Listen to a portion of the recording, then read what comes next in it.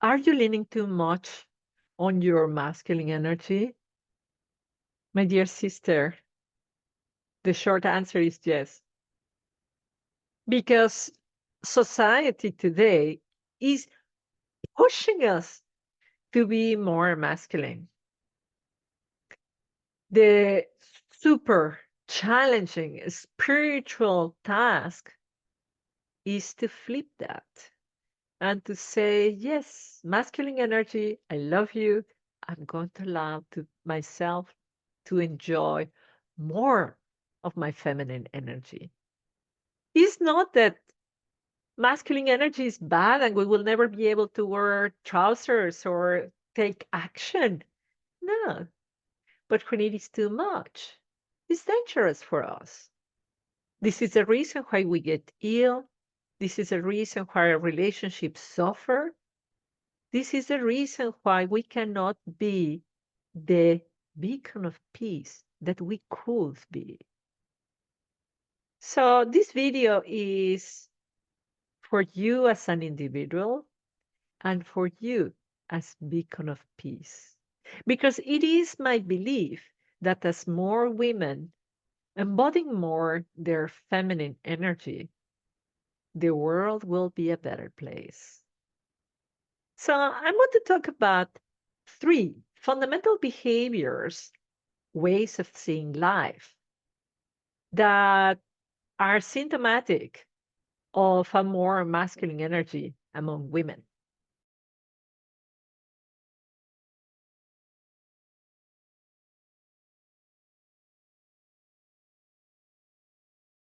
Excited? Number one. Number one is the desire to do it all, almost impossible situations that to prove the world that we can do it. You can see it everywhere online.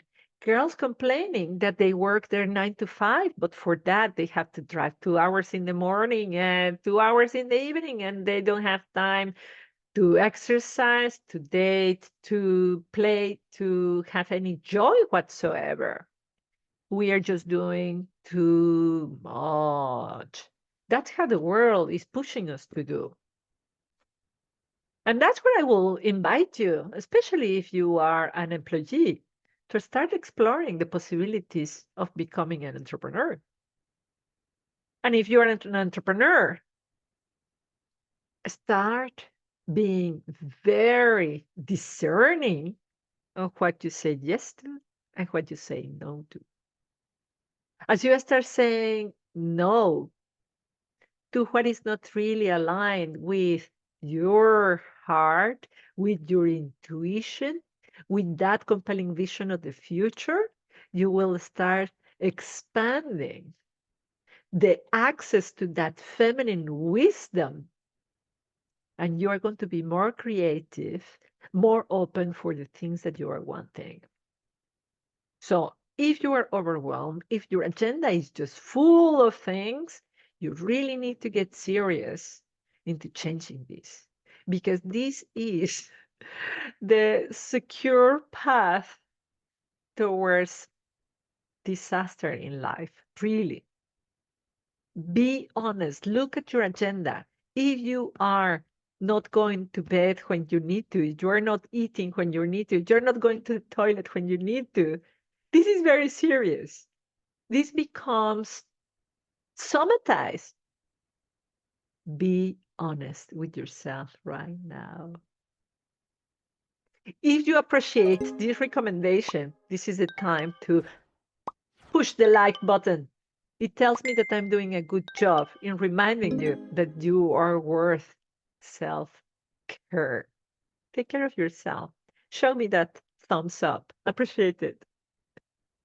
Next point. Number two is the desire to get everything right, and everything right is the way you say it. Now there is this new character called the Karen. The Karen wants everything how she wants it to be, and she expresses it in a lot of rage that is repressed. And we go out there because, of course, I have been guilty of being a Karen, being possessed by that desire, is when really we're too much in our masculine, of saying this is the way things should be, very judgmental and critical. And when we criticize and we put a finger to the other, three are pointing at us. When you're behaving that way in a lot of rage, this is telling you that you need to investigate what's going on with you because you see the other people misbehaving are misbehaving because there is a problem that you have no idea about. And what you and me need to do in the moments of rage, we need to reconnect with our compassion, specifically our compassion to ourselves. Because, of course, it's possible that you are terrible Karen against yourself, that your hair is not right, that the skirt is not right, that your clothes are not right, that your website is not right. You see, I didn't know it. I carried childhood trauma, terrible childhood trauma for so many years. And the way I behaved, I was bull in China shop for so many years. I destroyed relationships. I just create so much havoc because I was reenacting that trauma. However, I continued working in my own personal development until there was a moment where my psyche became found safe for me to remember. And when I remember that, oh, that's what happened. Now I understand. Now I can deal with the subject of forgiving those people who hurt me, of forgiving myself of everything wrong that I did, of loving myself again. So I tell you this because it is likely that you are carrying trauma. Of course, maybe I will say it is certain because everybody in the world is carrying something painful from the past. It could be from this life, it could be from your ancestors. So show some grace to yourself, to others. When you do that to yourself, when you do that to others, can you imagine the ripple effects of that? Everything will start healing. And like fractals, we are going to have more peace on earth. Be more graceful for yourself, for others. That is what the world needs right now. But I still have another point, and possibly the most important one. It is about time. Time is a beautiful masculine construct, very helpful to create machines because a machine has to tick, tick, tick in the right rhythm. And thanks to that, we have computers and we have clocks and we have calendars. And that's the reason why you arrive on time to have a coffee with somebody. But that's a really bad idea for the feminine energy.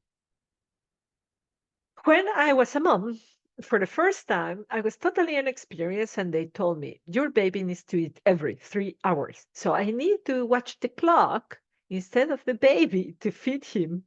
So they told me to wake up the baby to press on his food. Oh, it's horrible. To feed him. Can you imagine? Poor child.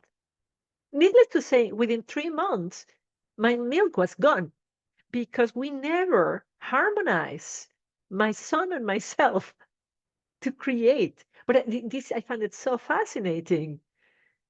The fact that we introduced time, a clock in that relationship, created less abundance. That was an awakening for me for what is the divine feminine. So in my second pregnancy, my second child, I said, no more.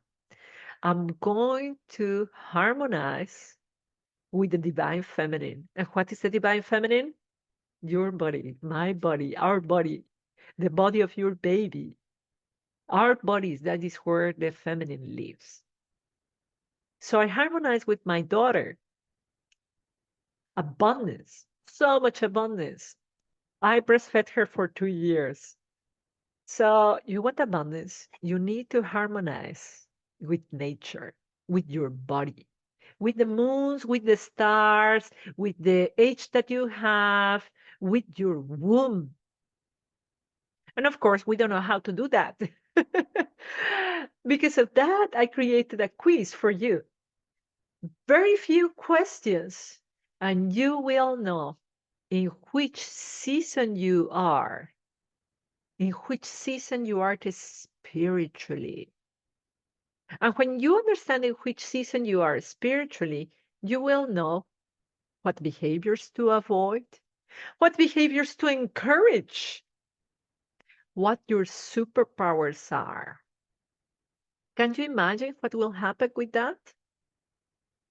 Instead of running and forcing yourself into a burnout, it's time to strategize and to think. Instead of running in a direction that you don't want to go, it's time to reassess all your priorities. Just incredible. You are going to find the link below. I hope this helps you to radiate more feminine energy. I know it will change your life. Wishing you a wonderful day, and I see you in the next one. Bye.